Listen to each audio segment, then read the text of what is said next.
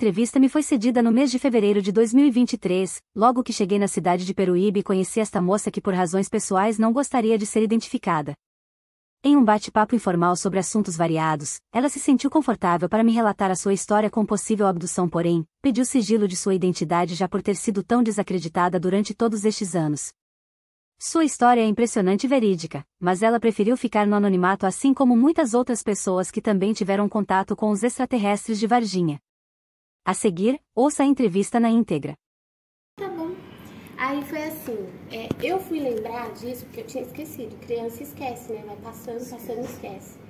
Eu fui lembrar quando começou muito esse caso de Varginha, só que quando eu fui assistir um documentário que foi de um militar que começou a falar e tudo, né? E eu vi esse documentário e quando mostrou as supostas fotos de como era, aí minha memória voltou. E você estava no Paraná? Estava no Paraná, morava em Cascavel. Eu estava em Cascavel com a minha mãe e a gente morava de frente para uma fazenda. Só que não tinha água encanada na casa que a gente morava. Então a minha mãe pegou e pediu para mim à noitinha. Eu não sei porque eu era criança, então você não sabe falar exatamente a hora. Se era 7, se era 8, se era 9 horas da noite. Eu sei que ela pegou e me deu um balde e mandou eu descer pra pegar água, né? Não chegava a ser um poço, era uma coisa que você fazia assim, fazia um gesto e a água saía, tipo como se fosse uma bombinha. Eu sei, também não sei como é que chama. Um negocinho que eles fazem assim, pra puxar água, né? Sei. Isso, aí a água subia e saía pelo caninho. Aí você colocava o balde, fazia aquele movimento e a água enchia o baldinho. E aí eu desci. Não que eu desci, só não queria ir. Só que assim, era uma rua. Então assim, na parte de cima era onde eu morava e a parte de baixo da rua terminava com uma fazenda gigante, bem grande. E abaixo da fazenda era só rio, açude. E aí, beleza. Aí eu peguei e fui, relutando pra ir, mas fui buscar água sozinha. Aí no que eu desci pra pegar a água, eu senti um arrepio assim na espinha, sabe? Uma sensação esquisita. Calafrio. Aí eu fiquei com medo, porque eu já tava com medo, criança, no escuro, sozinha, né? E de repente você sente uma coisa assim esquisita.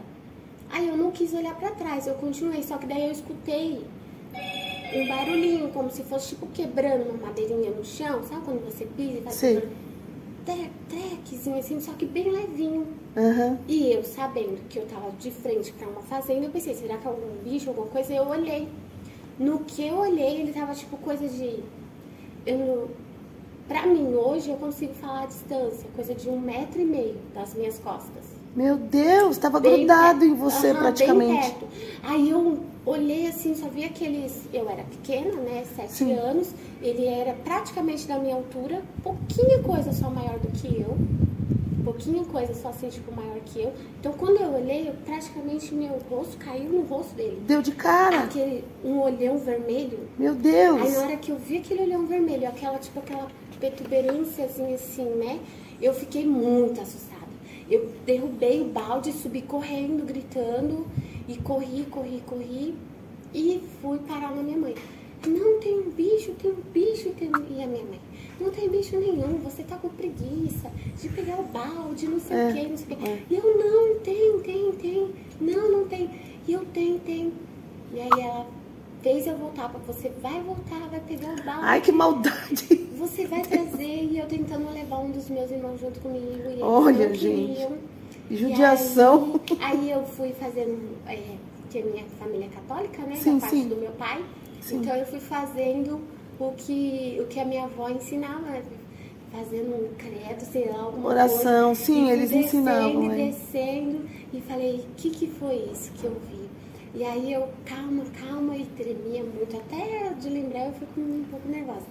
Aí desci, aí quando voltei lá, o balde tava deitado, eu tive que começar a encher o balde de novo, e aí ficava olhando para um lado e pro outro, e aí já não vi mais nada. Aí peguei o balde, subi morrendo de medo e entreguei a água e fiquei naquela. Ninguém acreditou, meus irmãos riram de mim, todo mundo riu de mim, ninguém acreditou no que era. E aí eu fiquei um tempo com aquela memória ainda lembrando aquilo que tinha acontecido. E que trauma, né? E depois você acaba também acontecendo o que é real. Porque a sua mente, ela é interessante. Sim. Ela acredita nas coisas, mas ela também tem uma facilidade para desacreditar muito rápido.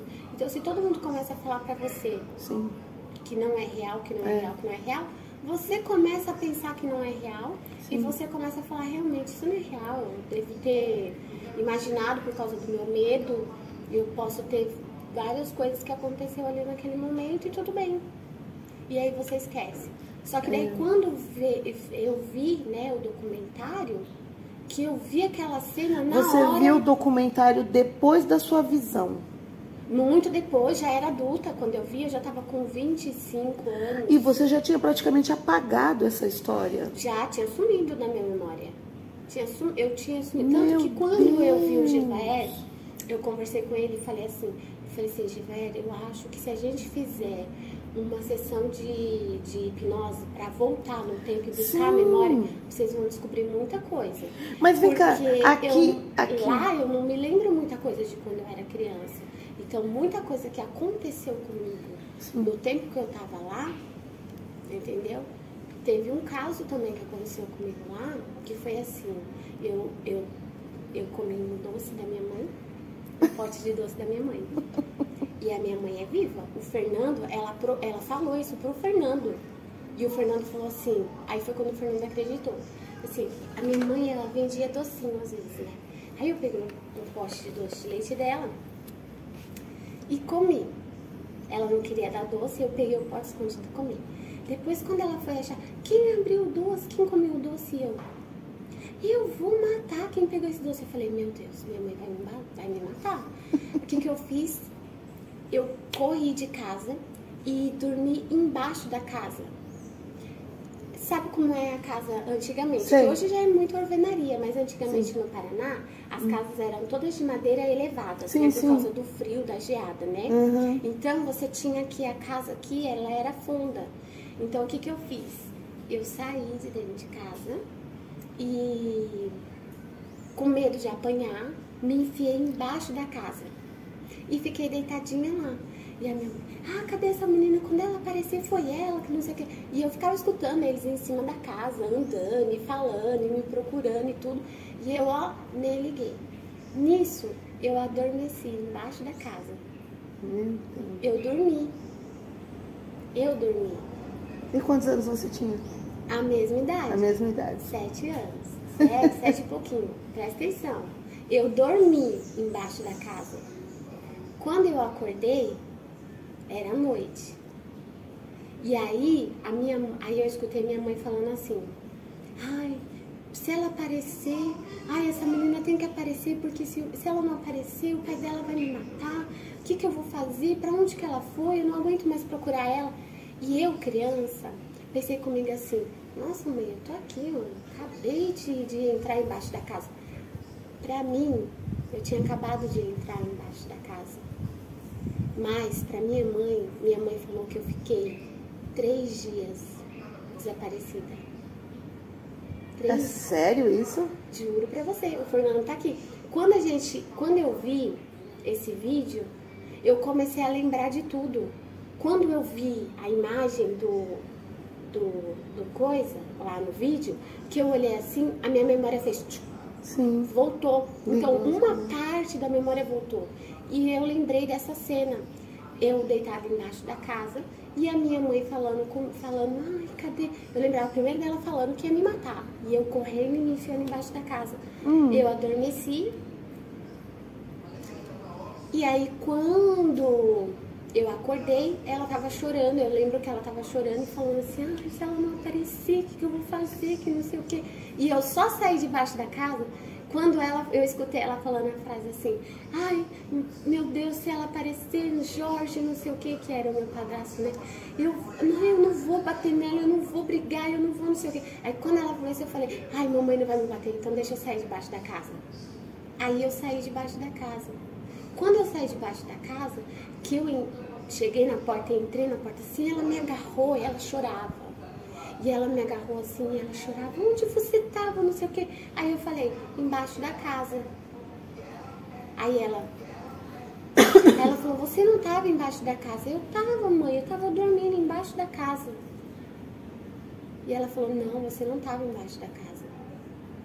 Eu te procurei lá, você não estava embaixo da casa, eu te procurei na casa dos seus primos, da sua tia, eu te procurei em tudo que foi lugar e eu não te encontrei. Meu Deus!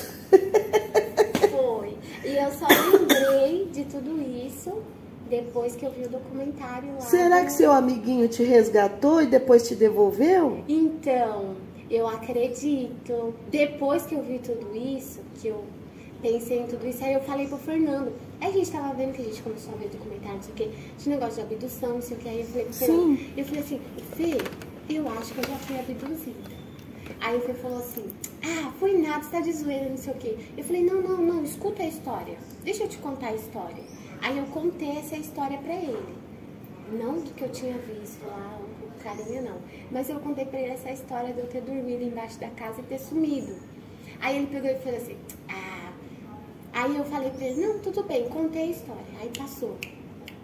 Quando a gente foi visitar minha mãe, acho que minha mãe tava morando com meu irmão na época, lá na Vila Mariana. Aí a gente foi, eu lembrei na hora.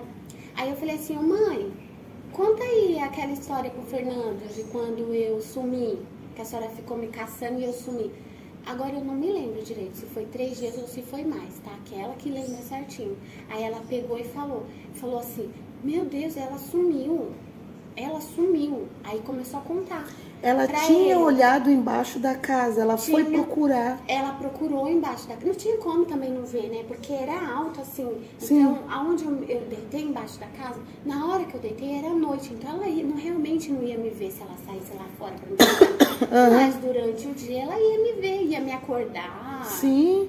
E ela falou que ficou 3 dias te procurando. Então, que eu me lembro, eu acho que foi 3, mas pode ser que pode ter sido até mais. Mas se eu não estou enganada, foi 3 dias me procurando. Meu Deus. Procurou em todo lugar, procurou na casa da minha tia, dos meus primos, procurou mesmo, tem isso. Tem ela ter procurado por todo lado e não ter me achado. E eu tava dormindo embaixo da casa. Pra mim, eu tinha acabado de deitar e dormido embaixo da casa. Que loucura. Aí ela foi e contou pro Fernando. Aí quando ela contou pro Fernando, aí o Fernando fez assim, tipo... Será? Eu falei, bom, se será ou se não será, a gente não sabe. Aí quando foi em 2019, eu acho, não sei muito bem, mas eu acho que foi em 2019, eu consegui conversar com o Gil Baeri.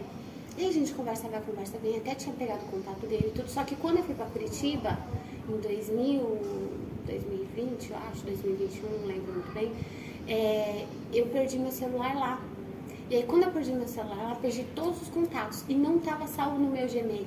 Então, eu não consegui salvar. Hoje, eu já anexo tudo que eu vou salvar de contato, sendo importante ou não, eu coloco junto com o meu Gmail, porque aí eu consigo resgatar os números. E na época, eu não tinha, né? Mais antiguinho, você vai deixando, não muda nada a tecnologia, não faz aqueles backup que tem que ser feito, né?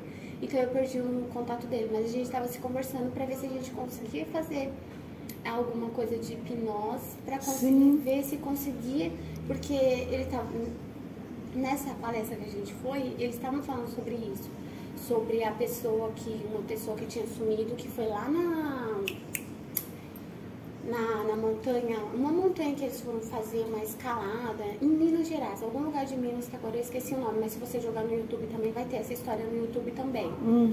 E a pessoa foi fazer escalada e tal lá, e quando chegou lá no topo, de repente quando foi dando a noitinha, uma delas desapareceu. E aí todo mundo ficou procurando onde que tava, não sei o que, e não encontrou. E depois de alguns dias, encontrou a pessoa, e a pessoa voltou como se nada tivesse acontecido. Aí foi quando eles falaram, não, mas você não... Não, gente, eu tava junto com vocês e tal, não sei o quê.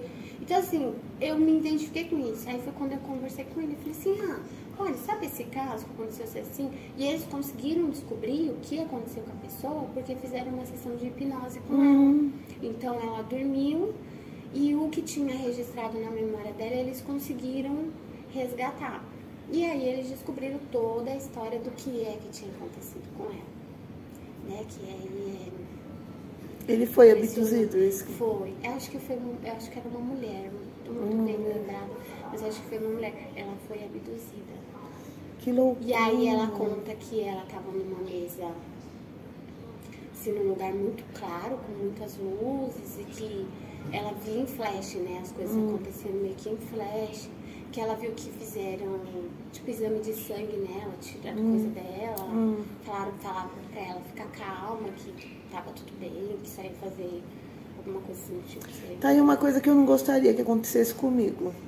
Não gostaria de ser rato de laboratório deles, não. O Fernando fala isso. O Fernando fala assim... Eu gostaria de ter contato pra gente trocar informação e se conhecer, e aprender e ensinar.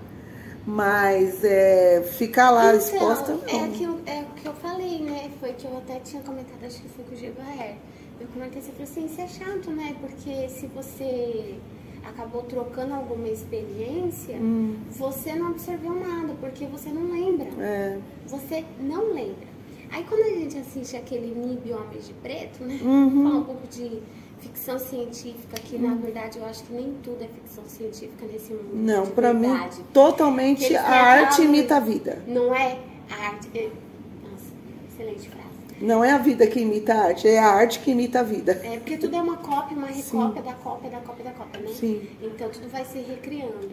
Então no caso do NIB, que eles têm aquela luzinha, né? Ó, sim. Você tava aqui, assim, e nada aconteceu. Tchum, você viu um flash e pronto, acabou. E quando você olha, você fala, não, eu tava aqui, normal, nada aconteceu. Sim. Né? O tempo, hora, tudo. Sim. Então, foi isso. Que história maluca, cara. E que legal, mano. Eu adorei essa história, nossa.